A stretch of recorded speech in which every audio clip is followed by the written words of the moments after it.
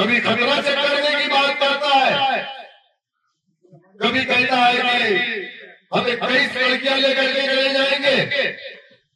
अगर तुम संवैधानिक तरीके से बात करोगे तो हम भी संवैधानिक तरीके से, लेकिन तुम अगर मर्यादा से हट करके बात करोगे तो हमारे मुंह में भी जबान है, हमने मर्यादा को तोड़ करके बात करना जानते हैं। तुम बचाना अपने घर को, ऐसा न हो कि दूसरे घर में झांकने के चक्कर में तुम्हारे घर एक खिड़की खुल जाए, तुम्हारी बच्ची बात जाएगी के साथ। क्योंकि हमें ज्यादा लोग पसंद करते हैं, हम स्मार्ट है, खूबसूरत है, अल्हम्दुलिल्लाह। हमसे स्मार्ट कौन है? हो सकता है तुम्हारी बच्ची को हमारा कोई बच्चा पसंद आ जाए, तब क्या करोगे तुम? अरे लाल कृष्ण अडवाणी ने मुसलमानों को दामाद बनाया कि नहीं बनाया, बताओ आप। सुब्रमण्यम स्वामी ने अपनी भतीजी की शादी मुसलमान के साथ किया कि नहीं किया, बताओ। और ये कट्टर हिंदुत्व वाले ये सिर्फ पब्लिक के बीच में जाकर के हिंदू मुसलमान करते हैं और अपनी बहन बेटियों को मुसलमानों को देते हैं, उनके रिश्तेदार हैं। बहुत जल्दी इंशाअल्लाह आप लोगों के यहाँ भी हारे हुए लगे घोड़े रिश्ता लेकर के आएंगे। कोई खूबसूरत स्मार्ट लौंडा है तो तैयार रहना बेटा शादी करने के लिए उसकी बेटी से। इसको बोल दो कि तुम्हारे मुंह में जबान है तो हम गूंगे नहीं है। वो दिन लौट गए, चले गए जब खलील मियां फाख्ता उड़ाते थे, तुम बोलते थे, हम सुनते थे। यह डुमरियागंज है, यह ऋषि मुनियों साधु संतों का डुमरियागंज है। डुमरियागंज हिंदुत्ववादी विचारधाराओं का डुमरियागंज है। डुमरियागंज राघवेंद्र प्रताप सिंह जी का डुमरियागंज है।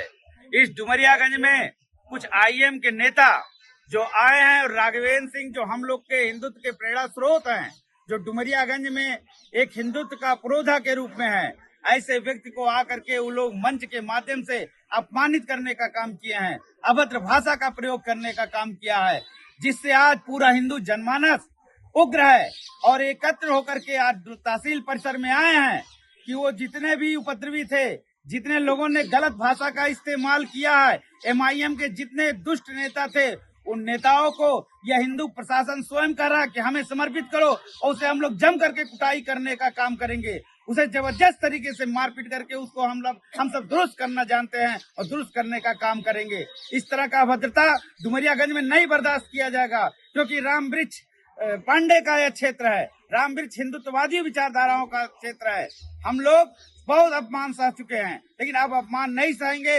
इसलिए 56 इंच का सेना पुरोधा व्यक्ति राघवेंद्र प्रताप सिंह जी के साथ हम सब खड़े हैं और वो लोग चाहते हैं कि यह डुमरियागंज में जिस तरह से पहले मुगलों के लोग शासन कर रहे थे, इस तरह से हम लोग का शासन करें और शरीयत का कानून डुमरियागंज में लागू हो।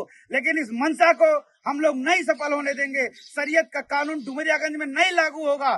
शरीयत का कानून नहीं लागू होगा। अगर यहाँ होगा तो बाबा साहब भीमराव अम्बेडकर का कानून लागू किया जाएगा। उनके द्वारा संविधान का पालन परपेचु में पालन किया जाएगा।